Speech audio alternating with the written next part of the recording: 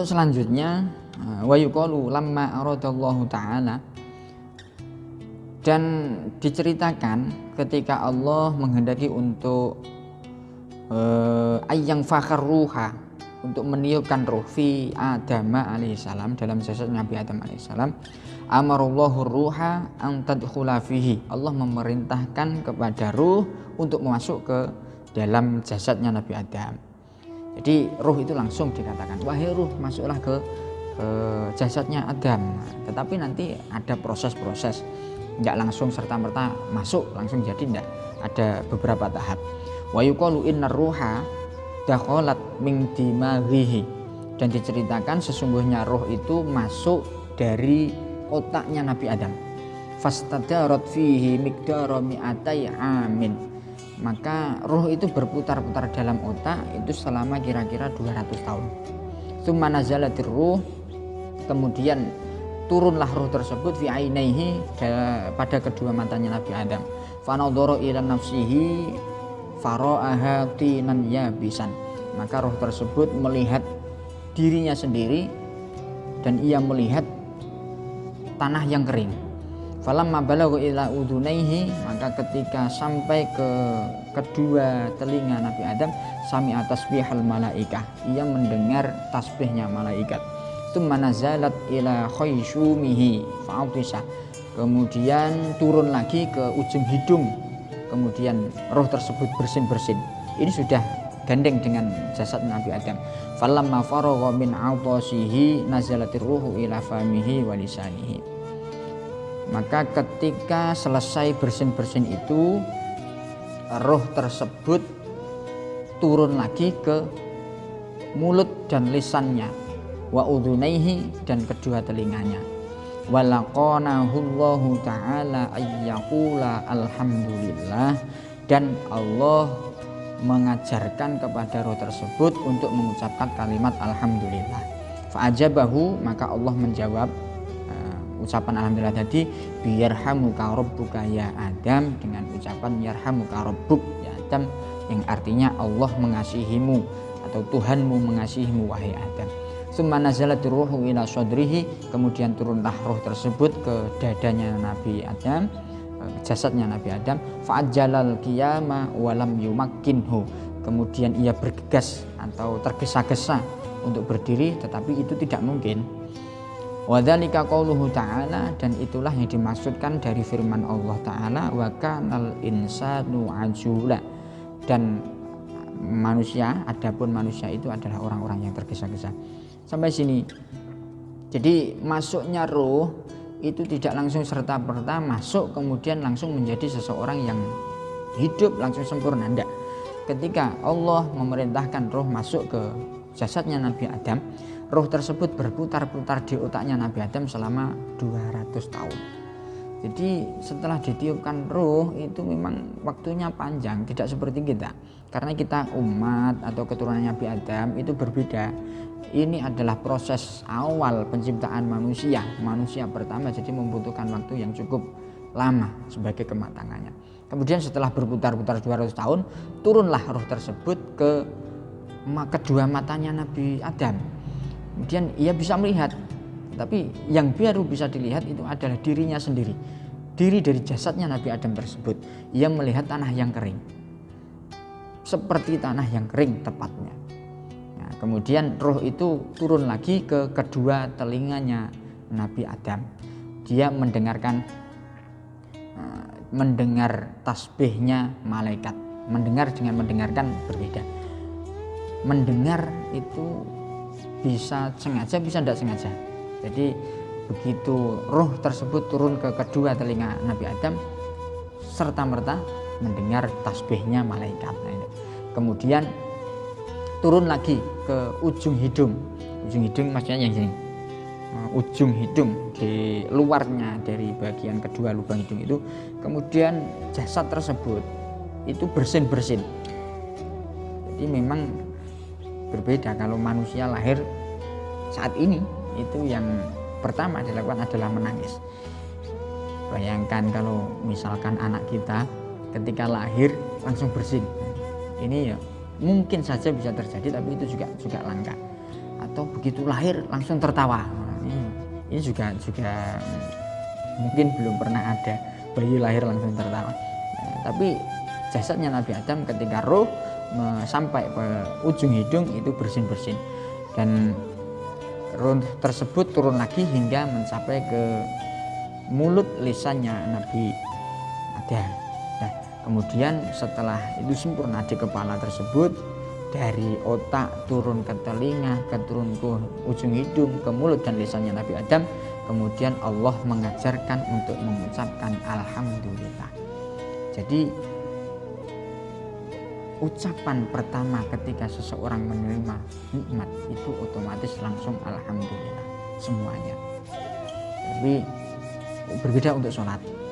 Sholat ketika assalamualaikum warahmatullah, itu pertama yang diucapkan adalah astaghfirullahaladzim. Boleh saja mengucapkan langsung alhamdulillah, tetapi mengucapkan astaghfirullah itu beberapa riwayat dan sahih. Mengapa demikian? Karena terkadang seseorang itu mengakui bahwa sholatnya hamba tersebut itu karena kemauannya dia, padahal tidak. Allah yang mentakdirkan ia bisa melakukan sholat. Nah, ini kembali ke pembahasan bahwa ketika itu selesai bersin, ruhnya turun hingga ke lisan, Allah mengajarkan untuk mengucapkan alhamdulillah. Hingga saat ini ketika seseorang bersin itu dianjurkan untuk mengucapkan alhamdulillah, dan ini hukumnya sunnah. Nah, saya mengingat beberapa orang yang ada di lingkungan kita, mohon maaf, itu kalau bersin itu malah dibuat-buat.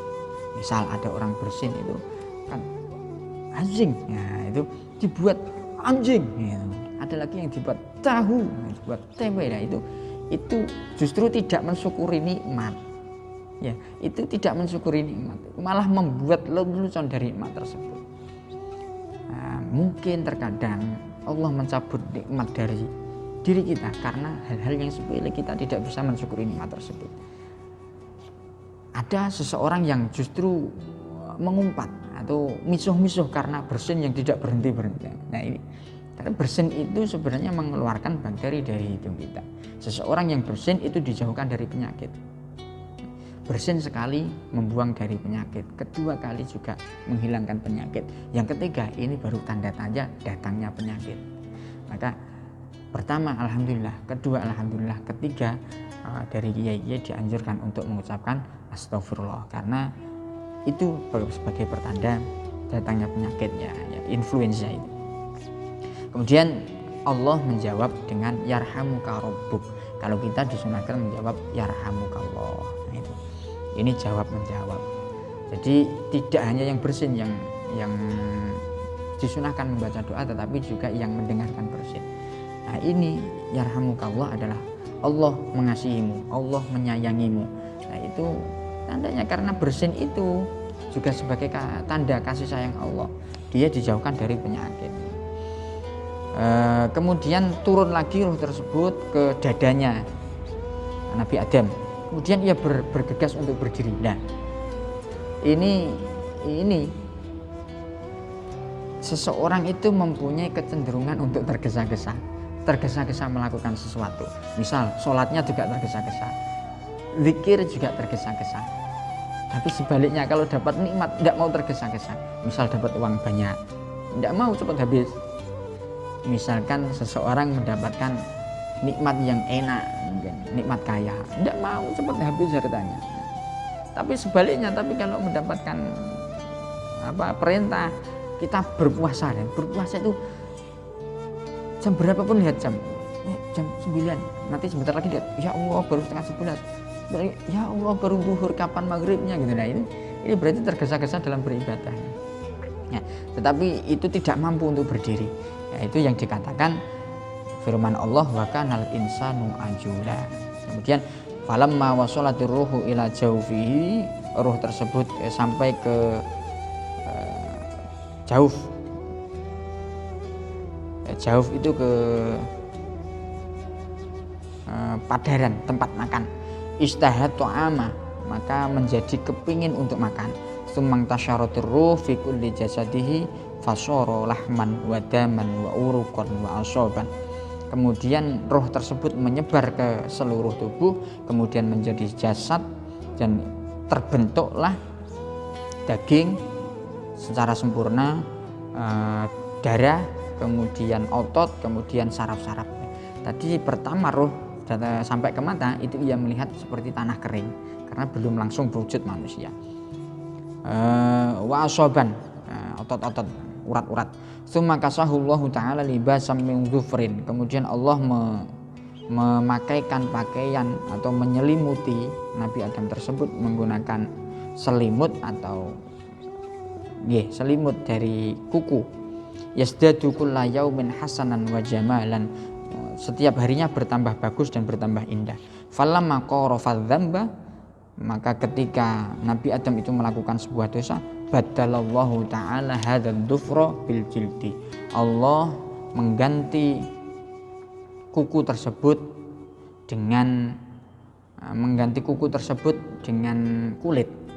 Jadi sebenarnya dulu yang nampak di permukaan ini semuanya kuku, berbentuk kuku, bukan kulit.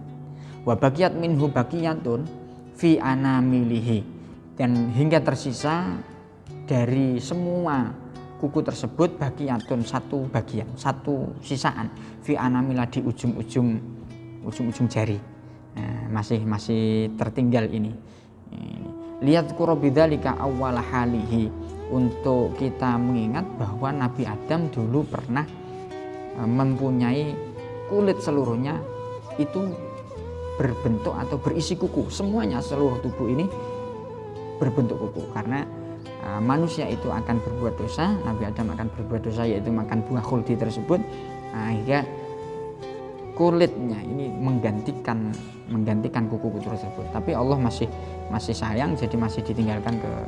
Makanya kalau kuku-kuku kita tidak dipotong menjadi jelek yang hitam-hitam itu, ya tidak mensyukuri nikmat. Tsumma atamallahu ta'ala khalaqa Adam alaihi salam, kemudian Allah menyempurnakan penciptaan Adam, wa nafakha fihi ruha, dan Allah meniupkan ke dalam jasad tersebut ruh, wa albasahu min libasil jannah, dan Allah memakaikan pakaiannya Nabi Adam dengan pakaian surga, wa nuru Muhammadin yalma'u fi wajhihi, dan nur Muhammad tersebut mengkilat. Kalau sekarang glowing, fi wajhihi, di wajahnya Nabi Adam, kal qamari lailatul badri, seperti cahaya bulan purnama. Jadi Nabi Adam nggak perlu pakai pelembab, nggak perlu pakai bedak, nggak perlu pakai apa istilahnya itu biar glowing, karena wajahnya sudah glowing. Apakah ini yang ditiru orang-orang sekarang itu pengen glowing, tapi dia nggak tahu itu pengen seperti siapa. Kalau sekarang nggak, seperti orang basah, keringetan. Jadi ini proses masuknya ruh ke dalam jasadnya Nabi Adam alaihi